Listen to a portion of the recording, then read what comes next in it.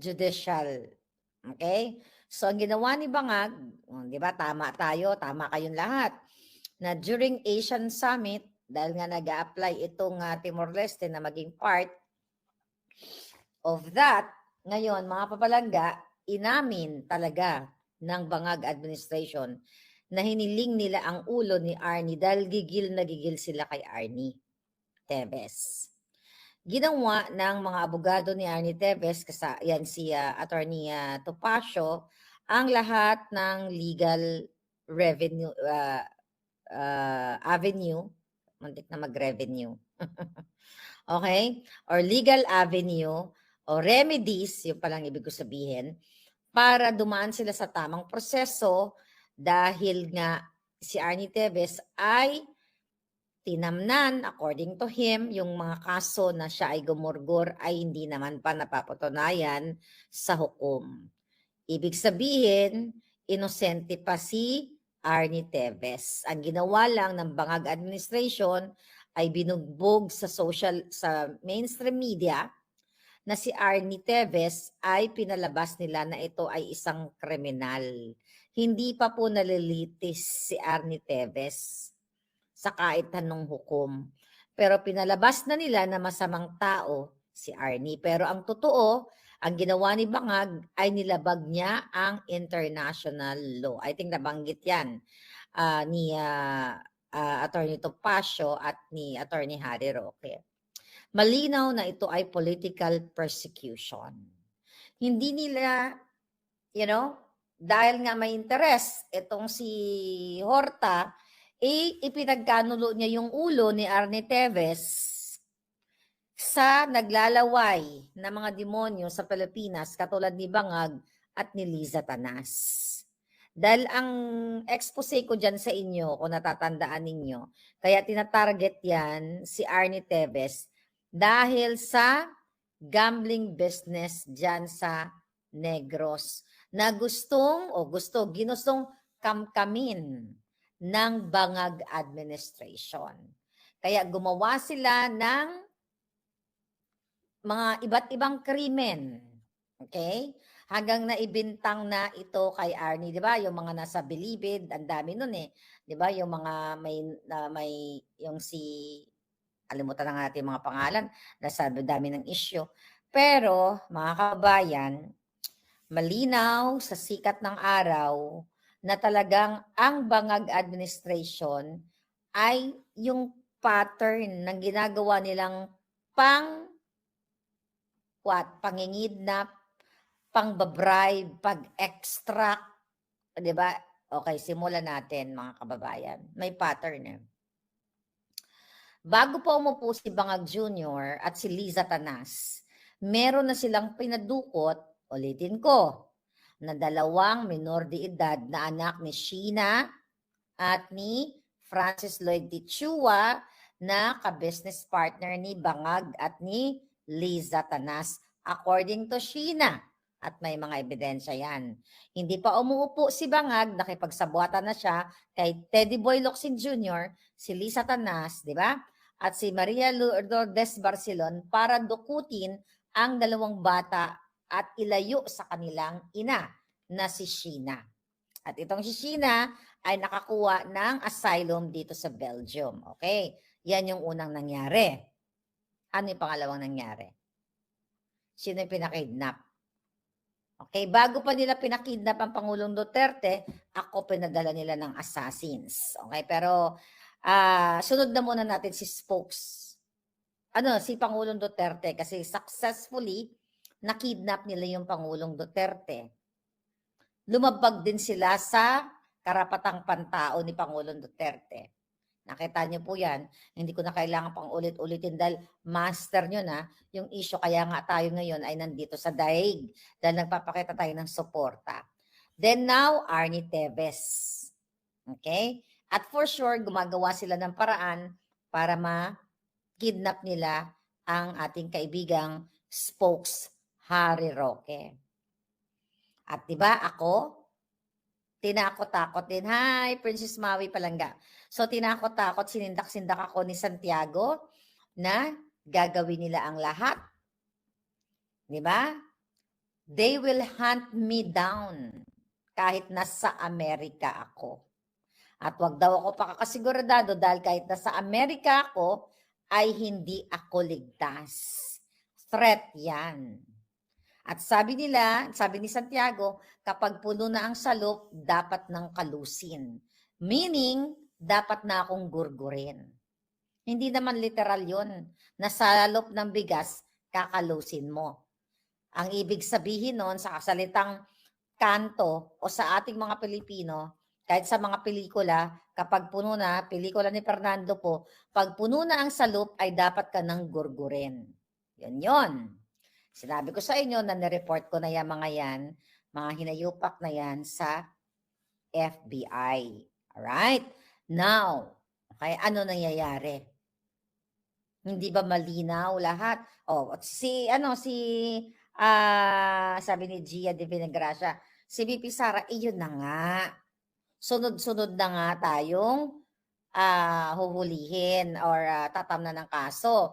Well, una muna, gusto ko lang i-highlight yung pagtatanim, yung nabasa ko kasi yung, what do you call it? Yung mugshot ni Arnie, 10 counts of gurgur, X counts of this, of that. Okay? It's the same thing na ginawa kay Harry, ginawa kay Maharlika, na mayroong, sabi ko nga, 7 warrant of arrest at iba-ibang fabricated crime na ginawa nila sa akin. Yan din ang ginagawa kay Arnie Tevez. Yan ang ginawa kay Pangulong Duterte, iba di ba? Sabi ko nga si Arnie, gusto nilang litisin dyan sa loob ng Pilipinas. Samantalang si PRRD, kinidnap nila at inilagay dito sa dahig. Now, mga kababayan, I don't know kung hanggang saan ito mga bangag na ito, pero napakaganda dahil kayo ay, naninindigan at sumasama kayo sa labang ito. So, ngayon, okay, kahapon pala, ang daming nating mga nakakausap na mga palangga, sila Ate Joy, okay? Lahat kayo dyan kahapon na hindi nyo binibitawan ang suporta kay PRRD. Because of you guys, talagang lumalakas ang ating laban sa mga bangag na ito. So ngayon, ito po lahat ay political persecution. Sa group chat namin ng mga vloggers, pinadalhan na naman ng bagong subpoena. Maui, nakatanggap ka ba ng subpoena? Ako kasi hindi. Wala pa silang, di ba? Although kasama ako doon sa 39 something, hindi na 40 39, 30 plus vloggers na Duterte-aligned vloggers or Duterte supporters or anti-bangag vloggers. Pinadala na naman ang ating mga palanggang vloggers, halos lahat sa kanila. Ngayon, sabi ni Eddie, mag-ingat ka, baka kidnapin ka ni Liza Tanas. Ang challenge kasi sa mga buwaka ng inang bangag na gobyernong ito, di ba? Si Julul Santiago, may ipinalabas siya na fake news. Natitignan nila ang anggulo daw sa akin na tax evasion. Di ba may ganon sila? Bobo nga, tax evasion. Excuse me. Diba? Paano ako magbabayad ng tax sa Pilipinas? Kung unang-una, mga kapalang, yes, Evelyn, si Percy Lapid Ginorgor, alam nyo na yan. Okay? Wala po akong responsibilidad o obligasyon na magbayad ng tax sa Pilipinas. Unang-una, mga kababayan, ang aking tirahan ay nasa Amerika na. Ever since nung ako ay dumating ng Amerika, dito na po ako nagbabayad ng taxes ko. So, ganyan ka sinungaling. Ginagawa kayong tanga ng bangag administration. The same thing na ginagawa kayong sinungaling ni Remulla nung nagpakalat siya ng fake news na sinasabi niya na si Attorney Harry Roque ay may 2 o 3 passport na valid. Mga kababayan, ang hilig talaga magpakalat ng fake news ni Lisa Tanas through Remulla. Bakit kamo? Isang click lang po yan sa immigration kung sila ay nag-usap. Isang tawag lang yan sa immigration. The fact na itong si Remulla ay under supervision, under sa kanya ang immigration. Ano ba naman sana, bago siya pumutak, yung buwaka ng Genemis na yan, na sana kunin na ng lupa, hello, pakicheck nga yung ano ni Hari dyan. Pero gusto nilang magpakalat ng kasinungalingan para kutsain, i-ridicule, o paniwalain kayo na si Harry Roque ay masamang tao kasi meron 3 passport. And now, ang immigration kinonfirm na isa lang ang pasaporte ni Harry Roque. Sino ngayon ang fake news? Ito'y gusto kayong bilugin, mga kababayan. Ito din yung ginagawa nila, sabi ko nga sa inyo, sa akin. Di ba? Ng mga kasinungalingan. Kung kaya ni Liza Tanas i-expose ang aking passport, alam niyo mga kababayan, mga palangga, sa kakapasok o karirinig lang, alam mo ginawa ng mga buwaka ng inang Bangag administration ni Bangag at ni si Lisa Tanas lahat ang may author ni may kumpas nito. Nung pumasok ako sa Pilipinas, syempre ipe-present ko yung aking passport 2022. May record ako ng in and out sa Pilipinas, 'di ba? Meron 'yan. Computerized. Ang ginawa ng gobyerno ni Bangag, in-expose, ang daming ginawa, ang daming ginawang paglabag sa batas ng mga buwaka ng inang ito. In-expose nila yung passport ko. Meaning, kinuha nila illegally sa Immigration Department at binigay nila sa trolls nila at pinost ng troll nila sa Twitter. Alam niyo yon, di ba sinabi ko sa inyo? So, after few, thank you kay MJ. Shout out sa iyo, sa akin palangga. Si MJ Kiambao ang nag-send sa akin noon, hindi ko makalimutan. Sis, passport mo ba to? Ganyan, ganyan, ganyan. Sabi ko, yes. So, kinuha nila sa immigration. Ganito kababoy ang gobyernong ito. Okay? Ngayon, nilagay nila sa Twitter. Yan po ay paglabag. Okay? Paglabag sa batas ang ginawa ng mga yawa na ito. Okay? Pero ngayon, mga kababayan, okay, dahil ngayon ay merong umagang-umaga, meron tayong Jaja Tayin. Okay. Ayan na, ginorgor ko na yung isa, padala ni Lisa Tanas. Sabi ni Ma'am Raga, I remember, is in-expose nila. Illegally, pero binura lang nila. Sinama ko po yun, mga kababayan, sa case ko, Abel Bacudio versus Claire Contreras. Yung case na yan, unang case na kinaso ni Lisa Tanas through Bacudio.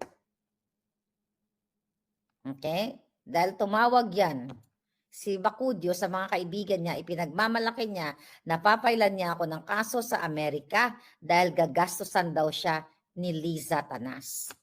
God is good. That case is dismissed with prejudice. Pero yung passport ko na pinadukot ni Liza Tanas sa immigration, kasama yan sa exhibit ko. Kahit tignan nyo nandyan sa internet, makikita nyo. Yung lawyer ko si Bennett Kelly. Google nyo, nakita nyo na yan. Now, ngayon, good thing. Bakit kamo? Okay? Kahapon, dito sa Amerika, ay nagkaroon ng statement ang aming US Secretary na si Senator Marco Rubio, na kung saan yung bagong policy na ipapatupad ng US, ng Amerika, ay what? Para pigilan or ika-cancel nila yung passport ng mga foreigners o yung mga sindikatong katulad ng mga bangag na nanggigipit sa mga kritikong katulad ko. Okay? Wait. Nawala ako. Nandiyan pa ba ako? Akala ko nawala na ako. Alright? So ngayon, mga kababayan, alright. So ngayon, yan ang bagong polisiya dito sa Amerika. And thank you sa aming Secretary of State. Sabi ko nga kahapon bisibisihan na ako. Siguro baka nabasa na nila yung aking letter sa, di ba sinabi ko sa inyo na sinulatan ko yung White House? Ba yun? Di ba sinabi ko sa inyo? May mga nai-forward tayo mga mensahe. So ngayon, marami tayong i-forward na mga mensahe. Ngayon, mga kababayan, itong bagong policy ng Amerika na hindi papayagan ng US government nagigipitin ng mga politicians abroad. Hindi na kasi Pilipinas Mayroong kasi yung forensic expert na nag-authenticate ng pulboronic video ni Bangag, meron din siyang kinuwento sa akin na may case, mayroon siyang kliyente na ginigipit din somewhere from hindi ako nagkakamali, Africa ba? Basta somewhere there. Okay? So ngayon, yun ngayon ang magandang policy ng Amerika dahil babawian o ika-cancel ang US visa ng mga politiko, ng mga foreigners. Okay? Not only Filipino, China, or wherever, mga palangga, kapag sila ay napatunayan na sinusuppress ang karapatan ng isang Amerikano, right? Na pinipigilan yung freedom of expression, lalo na sa mga posting sa online. So ano mangyayari mga palangga? Yung mga nagsasampa ng mga kaso, sino yung mga foreigners na yon? Etong mga sindikato, sino-sino yon? Alam nyo na yon. Kung sino-sino ang mga bangag. Mga kaalyado ni Bangag na nagsampa ng kaso sa akin. Na mga walang pera, dating nanglilimahid, pero dahil marami nang nakamkam sa kaba ng bayan, kaya hanggang Amerika, nag-suspend sila ng millions and millions of taxpayers' money para manggipit. So, tignan natin ngayon. Ngayon, kasi ang dami, hindi lang pala ako ang binibiktima ng mga julul na mga foreigners. Kaya, thank you kay Senator Rubio dahil ang mga, even, di ba, yung katulad ng Facebook, okay? Katulad ng Facebook, kinakausap ng COMELEC na harangan, mga kababayan, harangan ang mga posting ko. Posting ko. Okay? Ayan natin. Pinakita ko na sa inyo, I think pinaglan na Attorney Glenn, di ba? Yung posting tungkol sa pandaraya, merong nakalagay doon na ni-request ng COMELEC na huwag ipalabas sa Pilipinas yung mga videos ko. Particularly, yung video namin ni Attorney Glenn Chong na ine-expose niya ang pandaraya. So, sinisindak ng COMELEC, ng gobyernong Bangag, ang mga yung mga opisina ng Facebook. Dinidiktahan nila para isuppress, stapler ang aming mga bibig. It's like para na kaming ginurgur. 'Di ba? Para na kaming ginurgur. Yan po ang bagong polisiya ngayon na tinututukan ng US government. Kasi napaka taas ang level ng protection ng freedom of speech dito sa Amerika. So ang ginagawa ngayon, dahil si Liza Tanas ay dating paralegal, hindi naman niya nag-abogada dito. Yung sinasabi niyang very New York siya. Very New Yorker. Siya po ay pusali sa New York. Very ghetto. Di ba? Pag nagsalita, di ba? Oh man, pang ghetto yan. Pang pusali, yung mga ganyang terminology, lalo na kung ikaw ay orangutang na nakatulad niya. Maintindihan mo pa kung ang nagsasalita ng oh man. Di ba? Doon sa interview niya kay Taerna, kung ito ay mga 18 anyos, 16 anyos, yung mga, mga terminology, mga ganyan. Pero yung katulad ni Lisa na malapit ng lamunin ng lupa, yan ay what? Mga kababayan, okay? Yan ay isang kadugyutan. Ngayon, okay. Ano ang, ano tawag dito? Ano ang magandang balita doon? So, katulad ng ginawa ni Lolo Trump para isanction ang mga ICC mga tiwali. ICC, what do you call it? Officials. Di ba? Sinanction ang kanilang mga properties sa Amerika. Recent lang yan. So, dito naman sa bago, kaya this is really exciting. Yung mga demonyong mga sindikato, katulad ni Lisa Tanas at lahat ng mga kasabwat nila, baka ito ang magiging kapalaran. Kasi alam nyo naman na ang pera ninyo, pera ng bayan, ang karamihan sa kanila ay binili ng bahay dito sa Amerika. Ngayon, ito ang hamon ko sa lahat ng mga palangga ko na may alam na mga kabarkada ni Bangag. Ngayon na mga nakaupo na kung sila ba ay may nabili ng bahay dito, mag-send kayo ng ebidensya sa akin. Andyan ang email natin. Okay? Maharlika, ano ba ang email natin? Maharlika Network, okay, at protonmail.com at Balitang Maharlika. Kasi kung ito ay kasama sa mga listahan na mga nanggigipit sa akin, ay subukan natin, 'di ba? Baka sanction lahat ng mga hinayupak na ito. Dahil talagang hanggang dito ginagamit ni Liza Tanas, ni Bangag Jr. ang milyon-milyong pera ninyo para gipitin lang si Maharlika. Okay? Ang sinasabi ni Rubio, mga kababayan, na kailangan protektahan ang what? Ang freedom of speech ng mga Amerikano, okay, sa social media o sa digital space.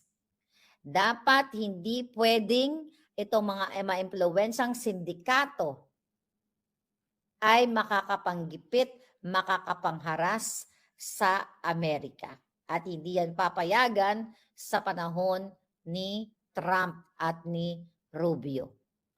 Ang sinasabi ni Rubio, kung sino man ang mga kritiko na ito like me na nagsasalita laban sa mga katiwalian, let's say ng mga bangag, administration.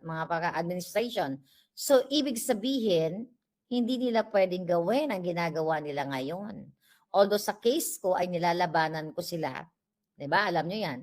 Nilalabanan ko sila. Ngayon, kailangan protektahan ng gobyerno ng Amerika ang kanilang taong bayan. Ipagtatanggol ng gobyerno ng Amerika ang katulad ni Maharlika. Ngayon, ang sinasabi, even yung mga kritisismo namin, na based sa Amerika,